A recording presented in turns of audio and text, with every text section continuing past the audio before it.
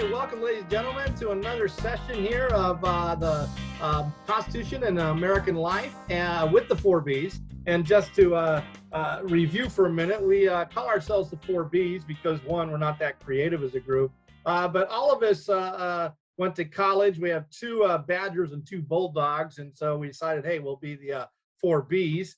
We also have, and I didn't do the math, but somewhere like 150 years collectively of studying the American Constitution rather in depth there. And so we've all had a lifelong passion in the American Constitution, American history.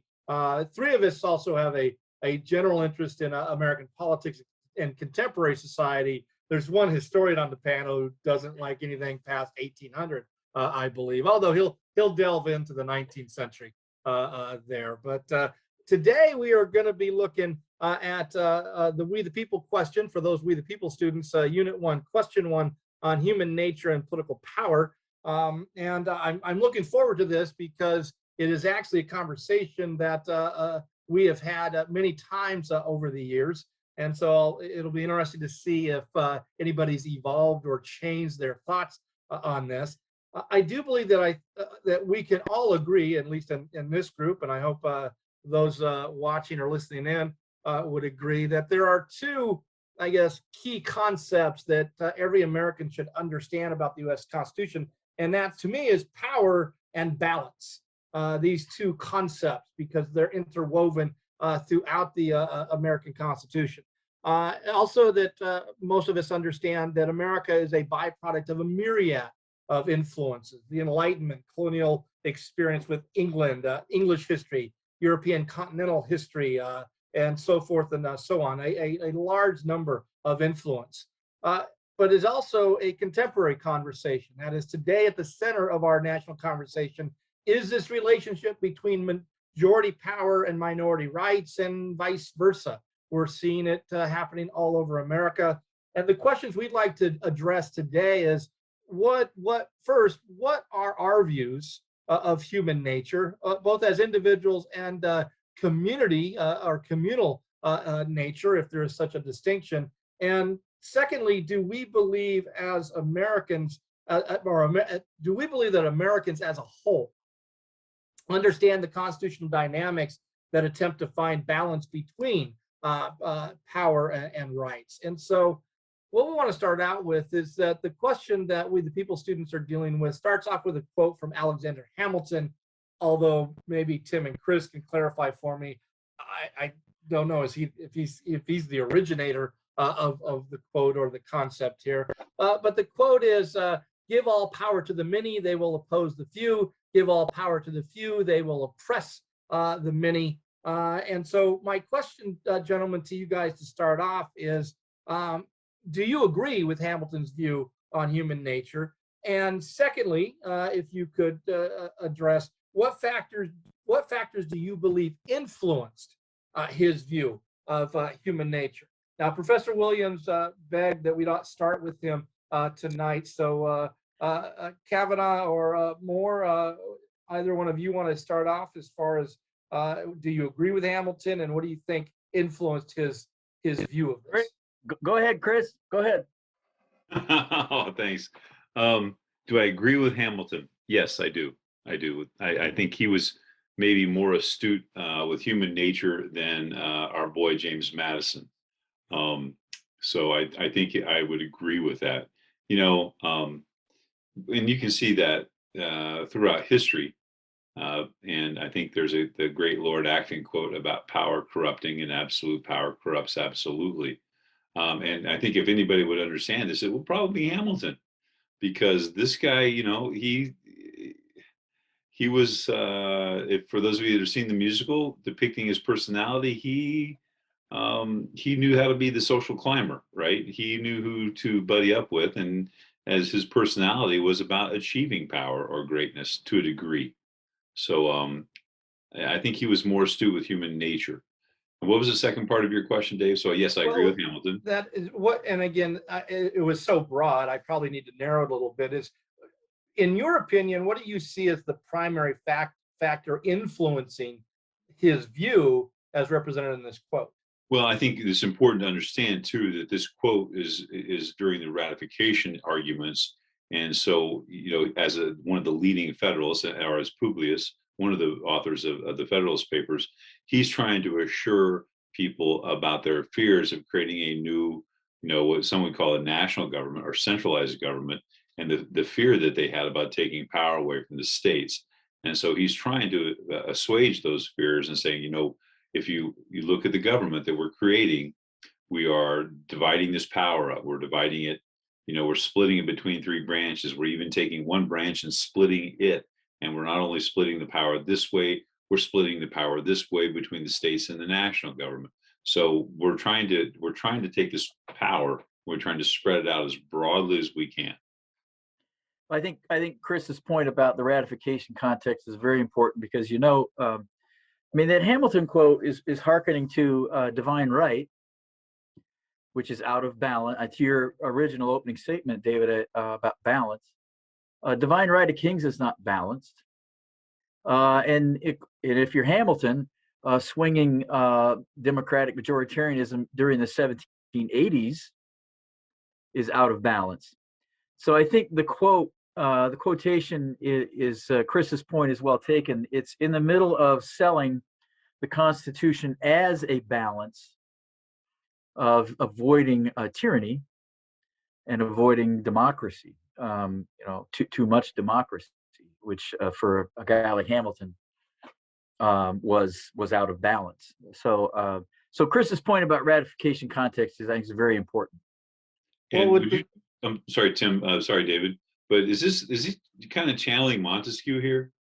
I mean, it just kind of smacks of Montesquieu in the idea of that divided. Well, sure. So yeah, and then is it Federalist 49? One of those that makes the argument that you can't consolidate power into one. In the consolidation of all power into one branch is by definition tyranny. Yeah, that's Fed 48. Yeah. So I think that's kind of a riff, I think, on Montesquieu's divided government theme in the spirit of the laws. Yeah. Okay. Mike, where are you on Hamilton's observation? Yeah, I think I agree with him for that moment. I guess I've been spending some time here recently just thinking about the short amount of time that human beings as sort of the modern species has been on planet Earth. And then from 1770, like what speck of time that represents. And I've been listening to some stuff on this and reading, and one of the things that biologists and I guess others say about human beings and what makes us a unique species is our ability to cooperate, right? I mean, we're a social species that we outlasted other species because of our ability to cooperate with each other. And I think that gets missed sometimes. I think by the time Hamilton is writing, we're living in such large societies that ideal to cooperate now is being challenged by the social circumstances, but it's also in the West being facilitated by, I think, and this is where Tim can help me out for sure, ideas of original sin, ideas of what is the essence of man, and how different that is maybe from Eastern intellectual tradition that maybe has a thought of man being essentially good and pure. And I don't know, taking from that moment how you can justify different types of political systems and thinking about power as corrupting rather as thinking of groups working together some way, a little less in opposition. I don't know if that makes sense, but I think Hamilton's right, but I just think he's right for a particular moment in a particular time in a particular place. I don't know if he speaks for all of human nature. Well, Mike, can I ask you? Sorry, David. Do you think you talk about the speck of time? So, as we alluded to, the 1780s, when he's saying this during the ratification debates. Do you think that has changed then? That idea of the human condition being able to cooperate? I think. Well, I mean, my own personal thought is I think we are in constant change. Yeah. So I think all sorts of things have to do with this. But yeah, I think we're in constant change. So yeah. So is it fair, specifically to Chris and to Tim, is it fair for me to, what I gathered from both of you is that Hamilton, the overwhelming influence on Hamilton is the Confederation and the state constitutions during the late 1770s, early 1780s. Is that an accurate observation on my behalf, that was probably the most profound or most influential aspect to his view on human nature and government? Well, I would say his biography helps him out to understand human weakness. I'll put it that way. I mean, for those of us that kind of have a tendency to believe in original sin, I mean, we read history with no surprise that humans just screw other humans in shit. I mean, Paul Johnson's book is a classic on here's how crappy humans are. I think the book's called Modern Times. I mean, historians, you read a lot of history and it kind of bears out the fact that humans suck. So that's the human dilemma. So political systems either address that wide-eyed, or a lot of theorizing in government tends to downplay the human condition. So I think the founders were astute enough to either read history to see how rough humans are on other humans and themselves in some cases, and not theorize about I mean, the better angels of our nature. I think they were had a pretty dim view of that. But would it? I mean, if you follow that logic, then you have to have some optimism in human beings to even think that a quasi-democratic system would work. So, I mean, if they really believe what you just said, then how would they ever even imagine any sort of system where human beings would be in charge of themselves? Well, I think the glib answer there, Mike, and that's a great question. I mean, so there's no optimism. Well, you read some of them, and there is. So I would suggest that there's enough Enlightenment thinking in their minds that man does awful things to other throughout history, but we're in an Enlightenment context where maybe there's a possibility of some positive perspectives on human nature. So I think, as with most humans, there's not one single ideological driving principle in what they believe. So I guess I would say that's the Enlightenment part of their education and thinking that kicks in.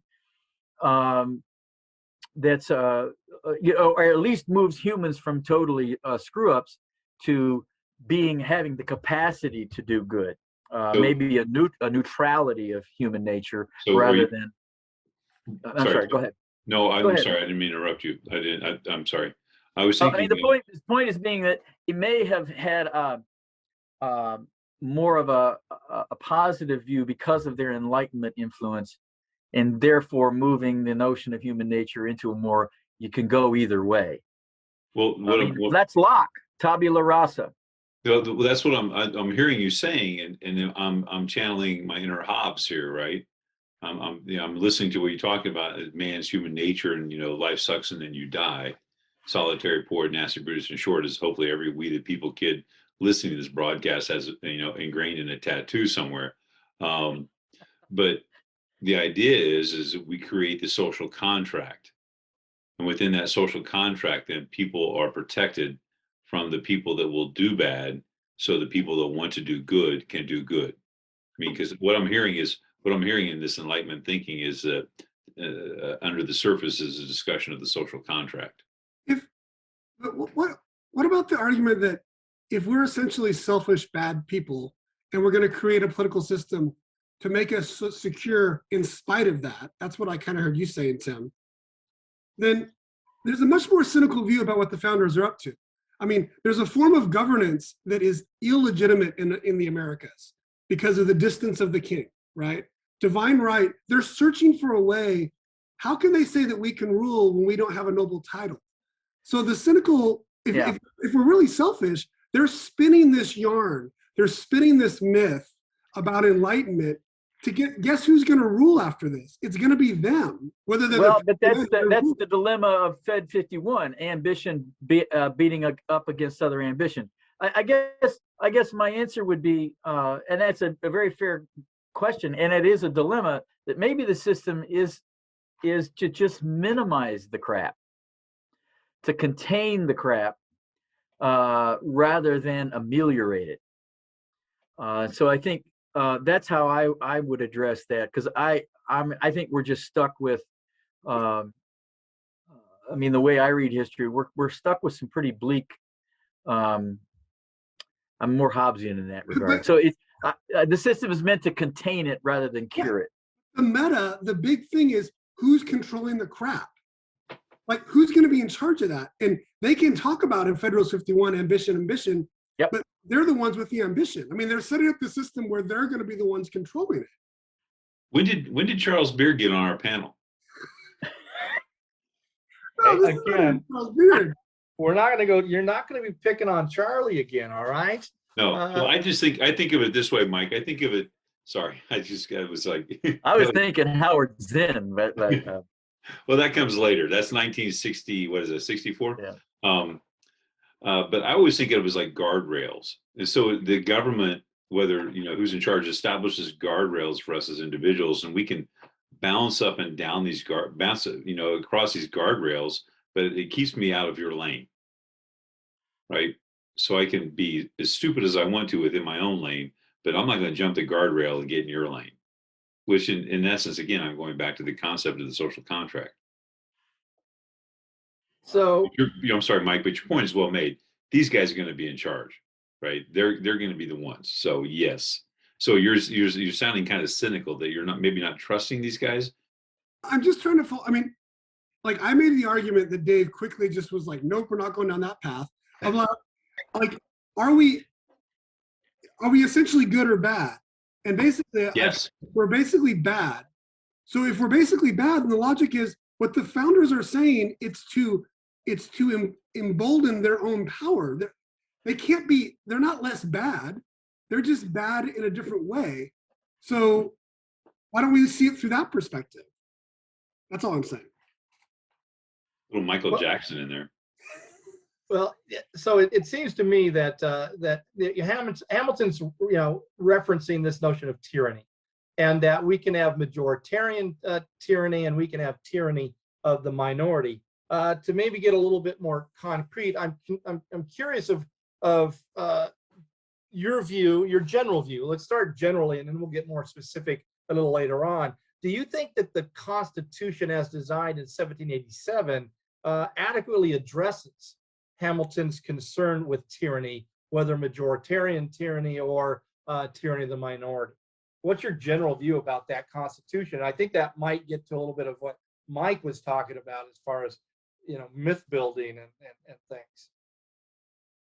Well, the Anti-Federalists certainly smelled tyranny, and the Federalists were on their heels constantly trying to explain why this was not a tyrannical system. So I think in part, the Anti-Federalists raised that question very, very quickly. And I mean, glibly, don't amendments kind of prove that it wasn't? All that was cracked up to be. In first 10 amendments with Bill of Rights and the subsequent designing a system that allows it to be changed is an admission that it's potentially flawed. So I would say from the get-go there's an understanding of that, David. And I would concur with Tim, and not only that, you see that as each more specifically as each chamber, then I'm thinking of the Congress, is in charge of establishing its own rules, and you start to see some of these arcane rules established through the course of history that will allow the manipulation either by majority or minority. So actually, I think I think the Constitution itself does a solid job of trying to keep folks in their lane, so to speak, especially in terms of governmental power. But as we know, people are flawed and they get into power and they try to manipulate that. And we see that through the course of history with some of the specific rules established within the legislative branch, and maybe somewhat to a degree within the executive branch, of trying to manipulate that power, whether it be for majority or minority control. And remember, the Anti-Federalists also interjected another rail, and that was the press. I mean, they could not believe that press was not freedom of the press was not mentioned or guaranteed in the new Constitution. So there's yet another guardrail to keep an eye on, a suspicious eye on. I would recommend to your consideration of those in power. So the press plays a role in that ambition checking. Well, again, wouldn't you guys agree? And please, let me know just how out of touch I am. But wouldn't you agree that on paper it looks wonderful, but within the first 10 years we've got crises, and one might argue the guardrails are not holding. And fourscore, we're in a civil war, and I would say that's an absolute, declaration of the failure of this document. There, am I right, wrong, really out of whack here? What are your thoughts?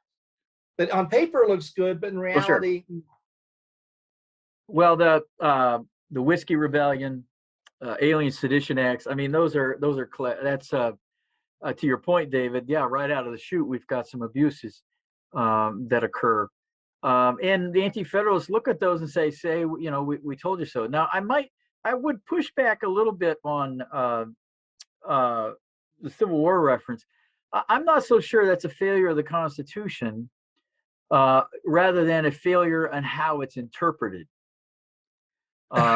And that might be a distinction. I knew that. Did you go to law school? That might be a distinction without a difference. But I think it's something to consider, that maybe how it was interpreted was more of the problem than the document itself. Although slavery, the protection of slavery, property in the form of humans, certainly plays into that.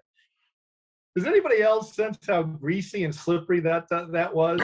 It's not the document itself; it's how we interpret it. But the whole document is about how we interpret it, and it seems that this all relies on civic dispositions.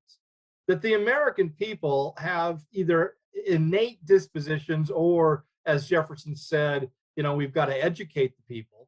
And I question whether or not the people have ever as a majority possessed those dispositions. And the Civil War, to me, Tim, is a great failure of civic culture, as well as structural elements of the ambiguity of the Constitution.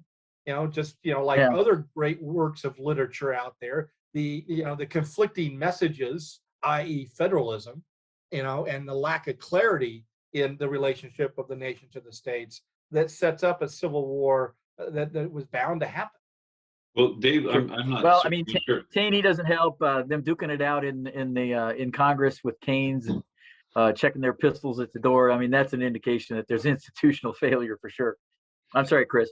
No. So I mean, I'm not. I'm going to push back a little bit on you, Dave. Not that I disagree with you, but I think that we emerge from the Civil War with the Constitution still intact. We emerge from the Civil War, as Tim alluded to earlier, with the ability to change it through some very, very, very, maybe, obviously I would argue that the 14th Amendment is the most important amendment we have to the Constitution. And hopefully students touch on that in their classes in terms of balance of power and expansion of rights. I know that we will, and we have.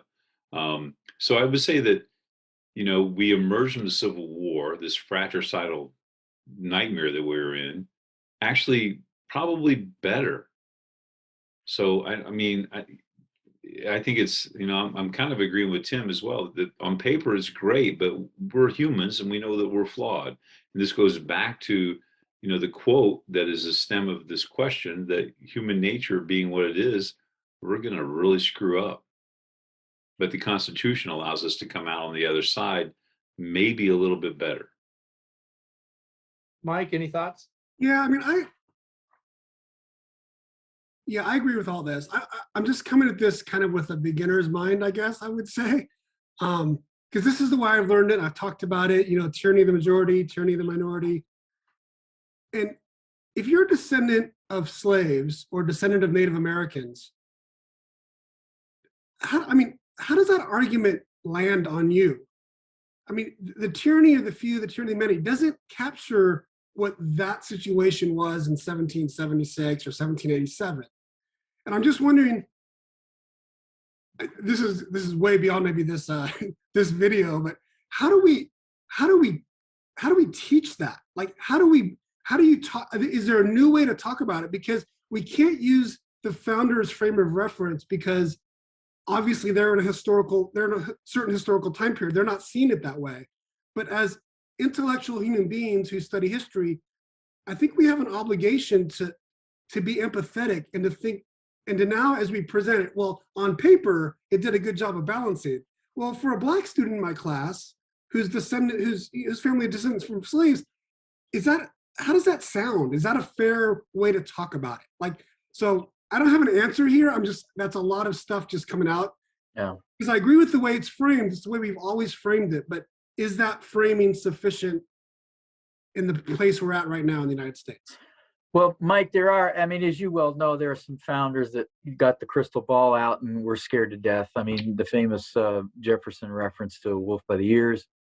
I shudder for my country, given the fact that we have slavery. Madison, one of the last things he wrote, Advice to My Country, I think is the title of it. And there's a lot of fear. Of course, Madison was famous for being afraid of a lot of things. But he's looking at the Jacksonian secessionist movement that's tuning up late in Madison's life. So I think there's enough stuff around amongst the founders that they're looking at the future and are quite fearful of how this power will play out as well. I would also allude to for students in Madison's notes, to go back to that. We talk about this, students will be talking about this big state, small state, the Virginia plan, New Jersey plan. And Madison even, quotes himself and said the division will not be between the big states and the small states. It'll be the states with slaves and states without slaves. So it's like he's looking into his crystal ball and looking just a few years down the road and understanding there's going to be conflict here. Yeah, that's super helpful. I guess this is my reading of history, which could be very not complete, is that even if we give the benefit of the doubt to some of the founders and even some of maybe the Quakers and Puritans who are anti-slavery, I don't know in that time period how many people were they were anti-slavery, but they were pro-segregation, or they still thought blacks and whites shouldn't live together. There's a certain, of white supremacist culture or white privilege that it goes beyond the slavery debate. And that I'm just thinking about students today studying the Constitution, whether that is a different frame of reference now, that even going back and reading Madison's Advice to My Country, I don't know, I haven't read that in a while. Is that going to get at that issue in a way that would be satisfying? No, it won't, honestly. But again, I'm a little nervous about the presentism there in your suggestion, Mike. I don't know that they had the ability to foresee past their assumptions, the way the world should operate. Yeah. I wonder what in 100 years how folks will snicker at us for our blind spots too. So. I think it's always easier. And I just actually had this discussion in class today with students. It's always easy when we put on our 2021 goggles and look backward at this time period and say, oh gosh, that is evil. And yes, it was absolutely evil. And there were people then that realized it. I'm not excusing it. I am not excusing it. But we just have to be able to digest the document itself and the people that were going to implement the document, if that makes sense. Mm-hmm. Yeah. Well, and later on in this series, we're going to be looking at the post-Civil War amendments, and I just want to foreshadow a pushback because Professor Kavanaugh, I think your interpretation of post-Civil War America is rather you know, it's on paper again. It's on paper. It's great. so you said we were better off afterwards, and again, it's probably not the best time to go down that path because we got the topic later on. But I just wanted to foreshadow that. Be prepared to defend what you said Put that in my here calendar. on the 7th of September. So let's drill deeper and a little bit more narrow. I am curious as to, you know, and I know that for some of you, you hate these kind of questions, but if you had to, for students' sake, pinpoint a key, you know, a clause or you know, element of the Constitution that you believe is one of the most effective ways to diminish the rise of tyranny. What I'm trying to help with kids is you know, giving them some substantive stuff in the Constitution that you would guide them to as far as trying to achieve this balance between majoritarian and minoritarian tyranny. Yes, go ahead. Judicial review. But although there's an irony there, that, you know, it could wind up being perceived as robed monarchs that are there for life and uncheckable, all of that. But I think judicial review might be worth considering. And also maybe the guarantee clause, where the founders knew that maybe states would do some stupid stuff and they might need to, need to be a stick. That the federal government had the ability. Now, there's been very little interpretation of the guarantee clause, but on its face, I think seems to be an admission that there needs to be a check on people doing stupid things at the state level. Well, for the students too, the guarantee clause is in Article 4, right? If you to check that out, but gosh, Tim, I can't help but thinking of a headline that came across my phone today about the state of Texas and the law signed in by Governor Abbott and what they're doing in Texas. And it makes me wonder if someone would have a legal claim based on the guarantee clause of a Republican form of government. You talking about the voting rights law in Texas? Yes. So it makes me think about that. That's an interesting concept. Can you clarify? You guys know better than me that the guarantee clause came up, I think, in Baker v. Carr, and I think it was kind of window dressing. As I recall, it wasn't a major part of that decision, but it did come up that that state wasn't really representative Republican in that sense. So, yes, all the redistricting cases, starting with Baker and Reynolds and Westbury, you know, the underlying current is that guarantee clause of the Republican form of government. David, what were you going to say? I'm sorry. Well, I was wondering if you could clarify for us when you say, you know, that the Texas law might violate the guarantee clause. If you could spell out more specifically why you think it might. Well, I think that when you start to limit access, as I understand some of the law does, when you cut back on the number of polling stations, you cut back on the number of drop-off boxes in the middle of a pandemic that is still raging, right? Still raging. When you limit access to the polls, is that securing a Republican form of government, a representative form of government? Now, the argument will be, yeah, you can still do this, but in some neighborhoods, you're going to wait a long time compared to other neighborhoods. And I'm not saying that that's the legal argument, but I'm wondering, and I am not a trained lawyer, but I'm wondering about the idea of challenging that on the guarantee clause that Tim mentioned. Yeah. So, Mr. Williams?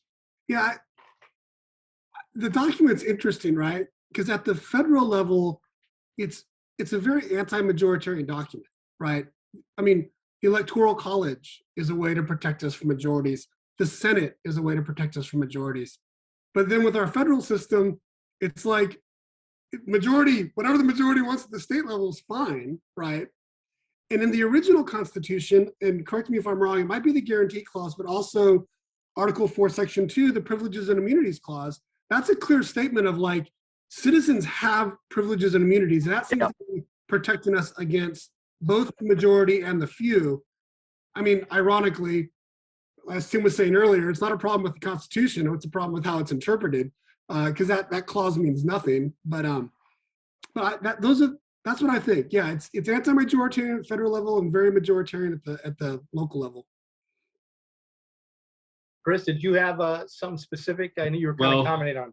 I think the idea is that I'm going to go back to something I said earlier. Both the House and the Senate being in charge of their rules, and as students will find out, the rules committees in both the House and the Senate are extremely powerful committees to be on, because if you can control the rules, you can control the game.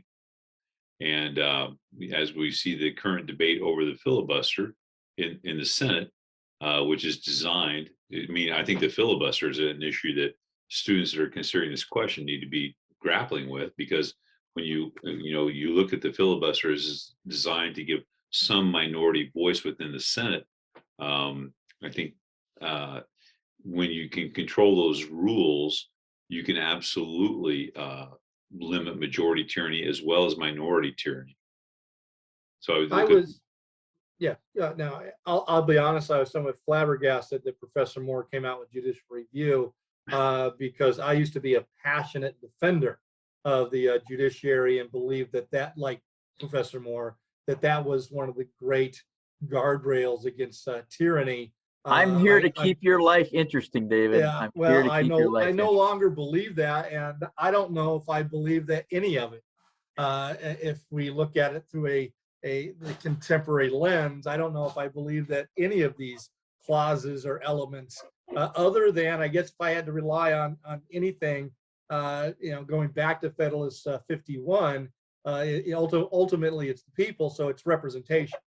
And I could make an argument. It probably would sound partisan, but so I won't necessarily articulate it. But one would argue that the more people get involved, theoretically, the safer we are from I think from both types of tyranny there. But I'm pretty disillusioned right now with the structure of the Constitution. And it's wonderful. Some of it's actually poetry, but I just don't know if those guardrails have served us well over time. So I did want to move on, because this is the one question I've been waiting to ask all night, and it's the $60,000 question. And we're going to go to Professor Moore here. So to what extent, Professor Moore, has human nature changed since the founding period?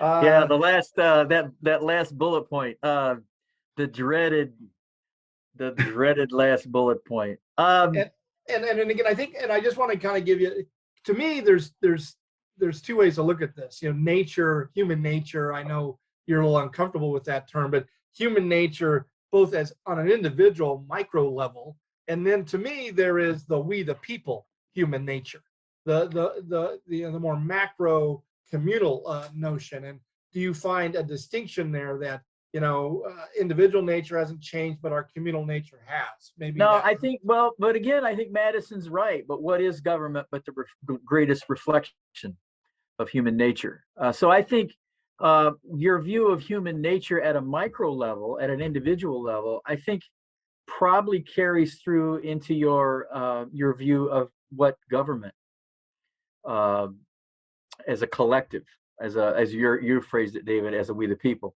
So I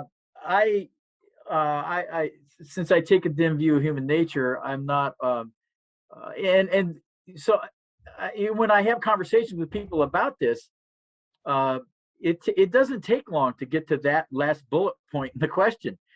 I think those that are very favorable towards policies solving human dilemmas, I think, take a more positive view of human nature, and therefore government itself can be seen in a much more positive light. So I don't make a distinction between individual and aggregate at all, and I'm gonna stake that claim on Madison himself in that statement about government reflecting human nature. Professor Williams? What? Yeah, human nature makes me a little uncomfortable as well. I'd rather talk about culture and political culture, right? Because I really think I'm potato, isn't it? No, I'm on solid ground. I'm on solid ground that human nature is one that we are wired for cooperation. I really believe that, but I don't want to get into that. Has our culture, has our culture and political culture changed? Yeah, and I think it's this, as Tim was saying with the Madison reference, I think Madison is I guess, half right, or maybe Tim just told half his argument, because it's institutions affect values and values affect institutions. It's this constant feedback. So our experience with our limited form of democracy from 1787 through the 1830s, by the time we get to the 1830s, America even then is becoming much more small d democratic, right? And Madison looks back and says, man, this is a really good thing. Look what's happening. And Jackson really runs with that, right, as a political tactic. And what do? We get political parties, right? And then that's going to change values.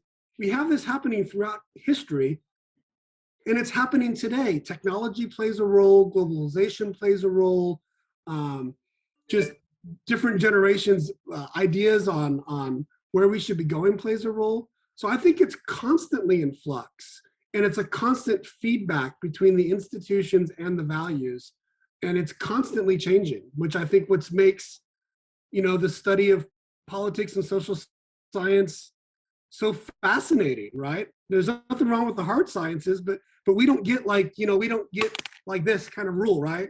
We don't have a gravity rule. We're dealing with things in constant flux. Well, is it fair to say that Jefferson very much thought that that human nature would improve over time? I don't know about the idea of improve, because we would become more enlightened.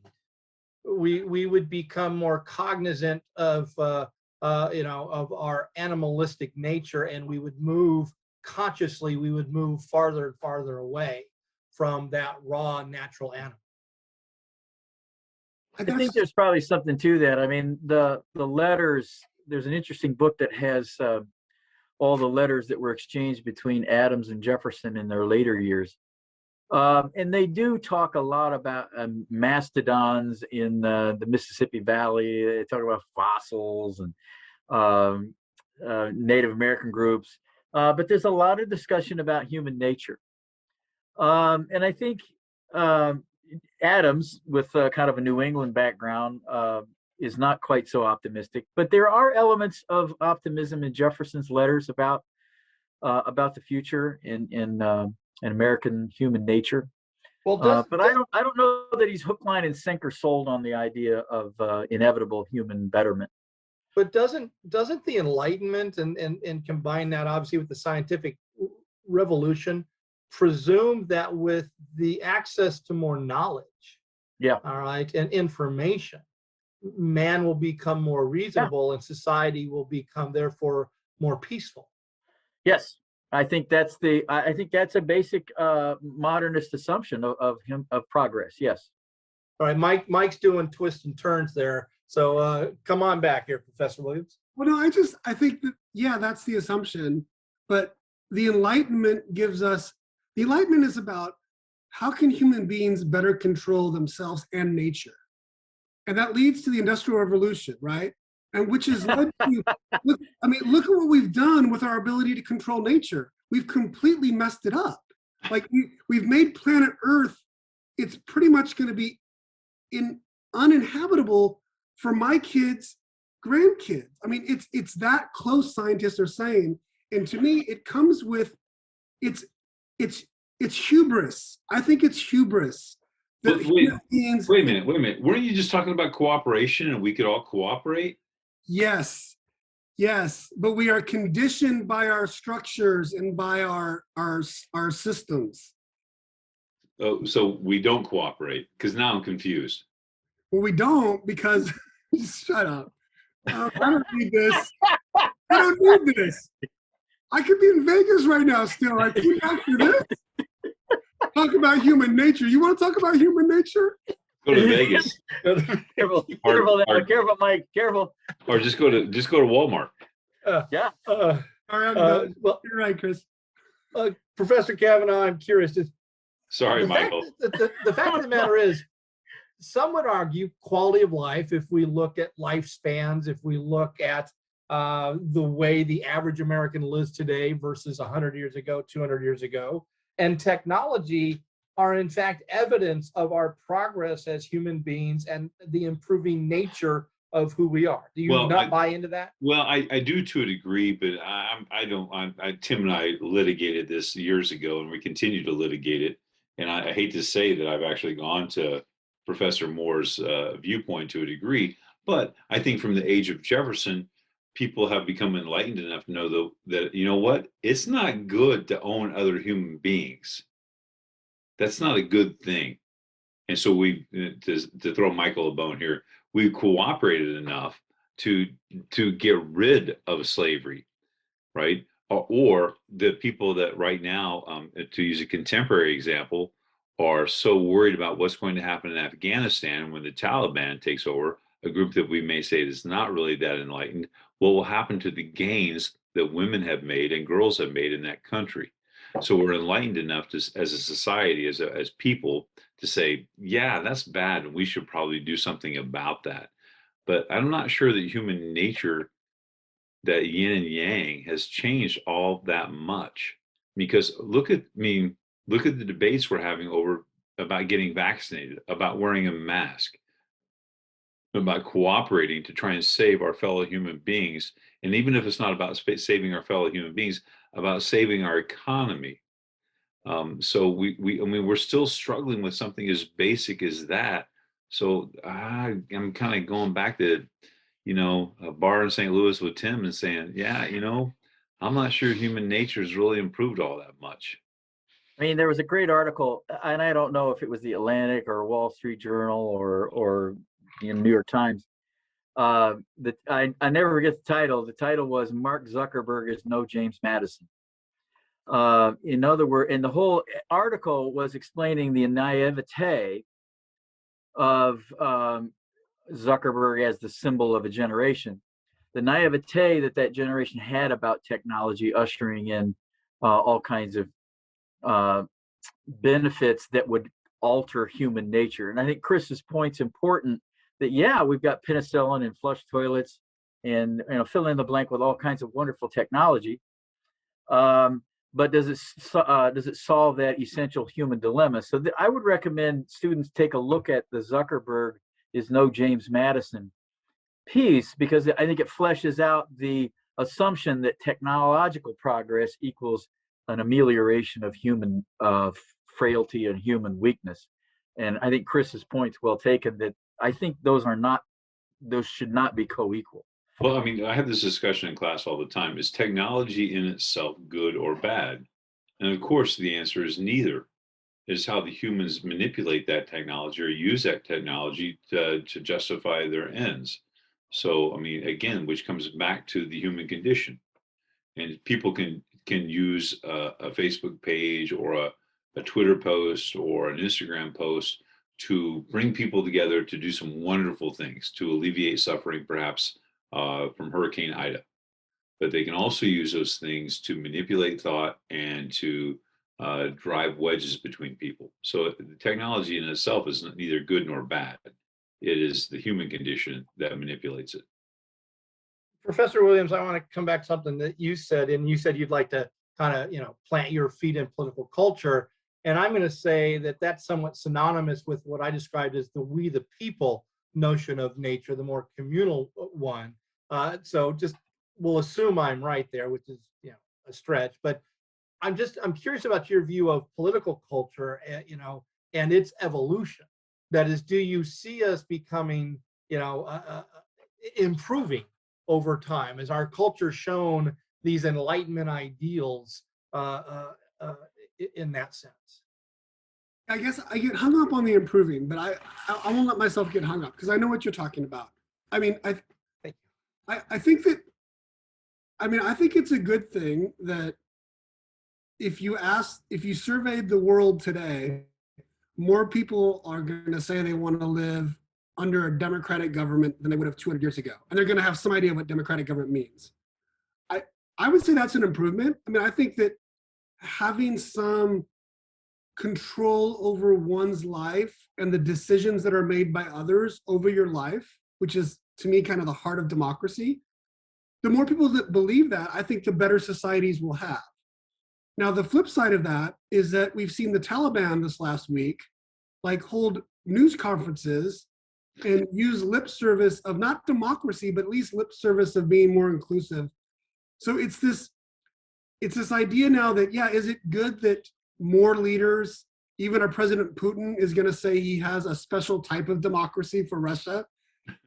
Is that an improvement over a czar saying the people will never have a say? I guess, because maybe there's that seed we've talked about in other broadcasts, like Martin Luther King. At least as an American, he has the seed of Thomas Jefferson's words. He has the preamble, and he can use that as a mirror to the American society, right? So is it all in all a good thing that the Russian people can hold up, the ideal of democracy to a Putin in a way that Russian subjects could not under a czar? Yeah, I think that's an improvement. I don't know how great of I don't know what margin of improvement it is, but I think it is. Yeah. Mike, it makes me think though, and I absolutely agree with you. I think those really said that wonderfully. But when you look at, and actually, Mike, you may know this more so than the rest of us in terms of what young people today, from some of the things I've read, leaning more towards authoritarianism because they feel the processes that are put in place through our Constitution and the democratic processes are not accomplishing things, and so they actually are maybe in favor of a more authoritarian rule. Is that accurate, or am I just imagining that? No. I mean, yeah, the last 15, 20 years, we've definitely seen a slide, right?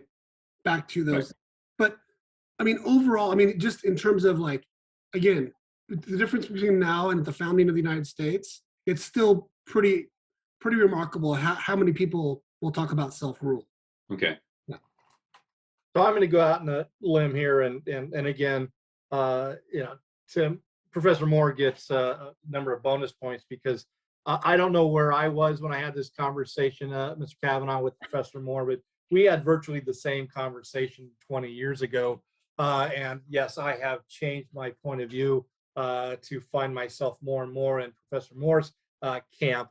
And I'll definitively say that not only has human nature not improved or progressed, it's regressed, and I believe we're even more animalistic in many ways than we were 100 years ago and 200 years ago. And why I say that, especially in a contemporary vein, the end of government, good government, is defined in Federalist 51 as justice.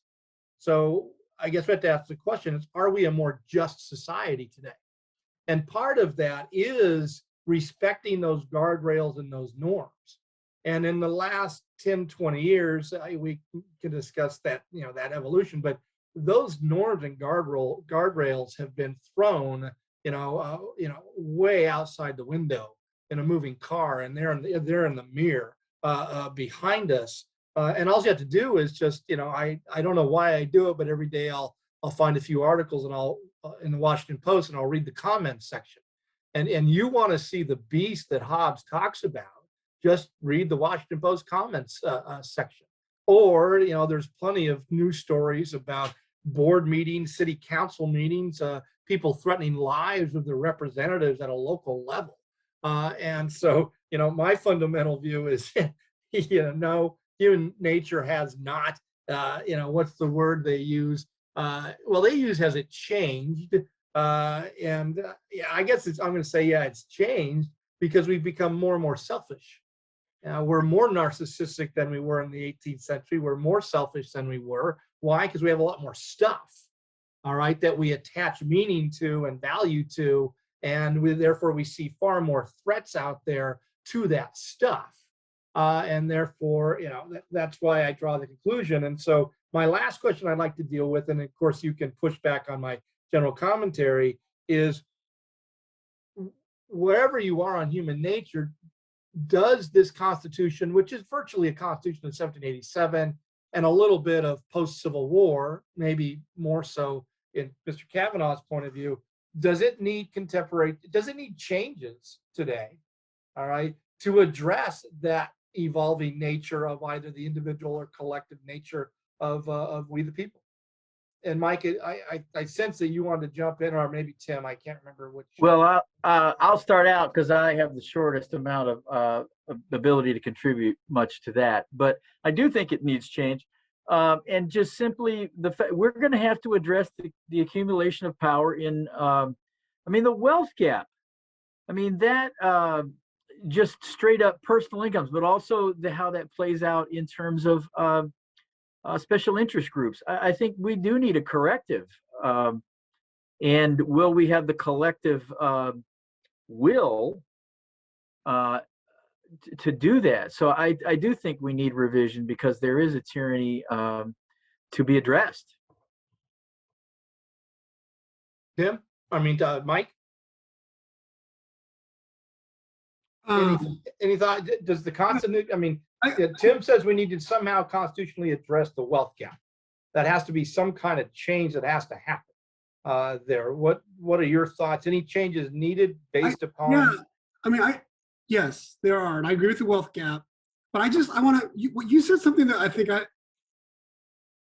was really interesting. I think you're onto something, right? Your examples of reading what people write to a newspaper and people going to meetings are probably the fundamental aspects. If you ask someone, what does a democratic system have? It's freedom of speech, and it's going to have a decision over local matters. So I was the one who just argued that human nature is changing. I believe that's still the case, but I wonder if what you're getting at is it changing, or is the lack of our system, the lack of our ability to govern ourselves, which there's a lot of reasons for that. Is it revealing, or is it facilitating what you call this more animalistic sort of nature? And if it is, I mean, I remember being in DC at these seminars I used to do with students, and there was a lot of smart people who would stand up and just say, look, we have too much small d democracy.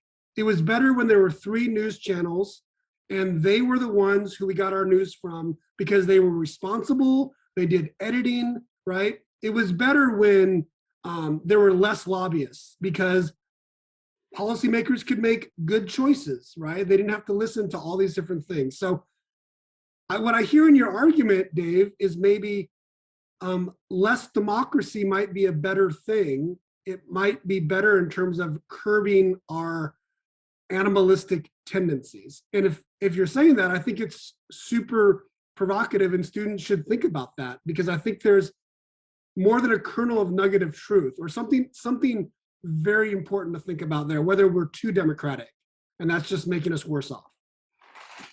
Chris? I think to address, David, your point, what Mike was saying as well, is that especially for the students watching this, this is a Unit 1 question, and you need to draw into the issue classical republicanism versus the natural rights philosophy. And that's a boilerplate kind of question for Unit 1. Where's the needle? Are we balanced? And I think what you heard David saying, and I would agree with him, when you start to look at people threatening school boards and calling them demons and whatnot about certain things, or calling them Nazis, and just you start to see that the needle has gone really, really far in favor of individual rights and the natural rights philosophers, and that idea of classical republicanism, that we're all in this together, and in the cooperation that Michael spoke of earlier, that I kind of tease him about, that has gone by the wayside, and that's frustrating. Now, back to your original question, David, does the Constitution need to be changed? Well, anybody that's ever watched any of these broadcasts knows exactly how I feel, that yes, the Constitution needs to be changed. Look, we have minority rule in this country. Think about the number of justices that are on the court that are put there by the minority. Think about the presidents we've had in the last 20 years that have been put there by the minority, and they get to put justices on the court put there by the minority. And think about the Senate that represents the vast minority of the people get to control the Senate. It is not what the framers intended. I'm just saying it's not what the framers intended, but it's what we have because of human nature, which goes all the way back to Hamilton's quote. So yes, the Senate needs to be changed. The Supreme Court needs to be changed. Gerrymandering needs to be changed. The Electoral College needs to be changed. There are so many changes, I believe, because we don't have majority rule. And we still try to respect minority rights, but we just don't have it. I mean, I can't help but feel that you just made a great argument for everybody to go out, Chris, to go out and buy Sandy Levinson's Our Undemocratic Constitution, which is a great, I would recommend that to students to take a look at. Yeah, Sanford Levison is a University of Texas law professor for you folks, written extensively, and I'm not a disciple, but there's a lot to be said for the fact that where we are right now as a nation, this hopefully we the people kids dive into this question with a strong degree of presentism in the follow-up discussion, because I think they can absolutely tear into this. Sorry, Tim. Yeah, I saw him cringe too. Well, that's a great transition to wrap this segment up. I think Professor Kavanaugh was very articulate and consistent. He has been saying that for well over a year about those fundamental changes, and I would agree. I think at minimum we need amendments to get rid of the Electoral College, amendments to ban the filibuster. And I don't know if we need an amendment, but somehow we got to get rid of the filibuster. There are some structural changes, and lastly, I think Tim said it. I think we have the wealth gap because we have the ability now that corporations are people, and that campaign finance cannot restrict the amount of money in the system. And what's ironic about that is, man, that's just going around in circles. We've been here before. We were here in the late 19th, early 20th century, and we tried to fix that in the early and mid 20th century, and we're right back in 1870 or 1880 kind of thing. So I did want to acknowledge just how much fun we have, and that I try to keep notes of Hall of Fame memories when we all retire from this. And we had a Hall of Fame memory today because we got the professor, the one with the PhD and the LLD, to say "shut up," all right, to a colleague. That was his academic and intellectual response, was to say "shut up," and so that was a golden moment for me. There's the status of academia in America, in American society. So we'll see you hopefully next week, in which we are going to deal with what Professor Kavanaugh referenced, classical republicanism and natural rights philosophy as the two great pillars of the American constitutional arrangement. So we're looking forward to that conversation. Until then, peace, love, yogurt tacos. Bye-bye. Bye-bye.